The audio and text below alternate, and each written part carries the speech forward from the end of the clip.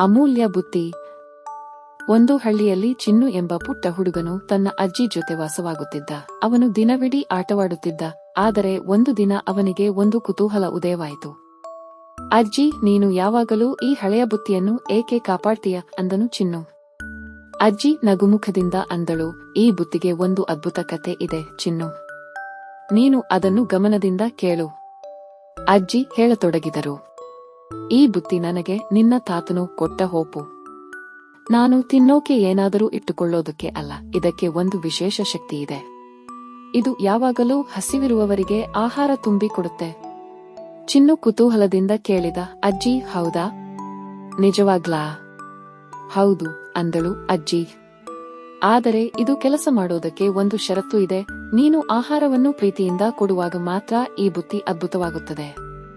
ಆ ದಿನದ ಮರುದಿನ ಚಿನ್ನು ಬುತ್ತಿಯನ್ನು ಕೈಯಲ್ಲಿ ಹಿಡಿದು ಹಳ್ಳಿಯ ಹೊರಗಿನ ಅರಣ್ಯಕ್ಕೆ ಹೋದ. ಅಲ್ಲಿ ಅವನು ಒಂದು ಹಸಿವಿನಿಂದ ನರಳುತ್ತಿದ್ದ ನಾಯಿಯನ್ನು ಕಂಡ. ಅವನು ತಕ್ಷಣವೇ ಬುತ್ತಿಯೊಳಗಿನ ಆಹಾರವನ್ನು ತಂದು ನಾಯಿ ಮುಂದೆ ಇಡುತ್ತಾನೆ. ಆಶ್ಚರ್ಯ! ಬುತ್ತಿಯೊಳಗೆ ಮತ್ತೊಮ್ಮೆ ಆಹಾರ ಹತ್ತಿರವಾಯಿತು. ನಾಯಿ ಸಂತೋಷದಿಂದ ತಿಂದಿತು. ಚಿನ್ನು ತುಂಬಾ ಖುಷಿಯಾದ.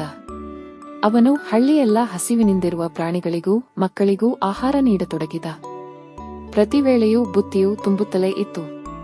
ಹಳ್ಳಿಯ ಜನರು ಆತನಿಂದ ಪ್ರೇರಿತರಾಗಿ ಎಲ್ಲರೂ ಒಟ್ಟಾಗಿ ಕೆಲಸ ಮಾಡಿ ಆಹಾರ ಹಂಚುವ ಸಂಸ್ಕೃತಿಯನ್ನು ಆರಂಭಿಸಿದರು. ಅಜ್ಜಿ ಹೆಮ್ಮೆಪಟ್ಟು ಅಂದಳು, ನೀನು ಬುತ್ತಿಯ ಮೌಲ್ಯವನ್ನರ್ಥ ಮಾಡಿಕೊಂಡೆ ಚಿನ್ನು. ಪ್ರೀತಿಯಿಂದ ನೀಡಿದ ಪದಾರ್ಥವೇ ನಿಜವಾದ ಸಂಪತ್ತು.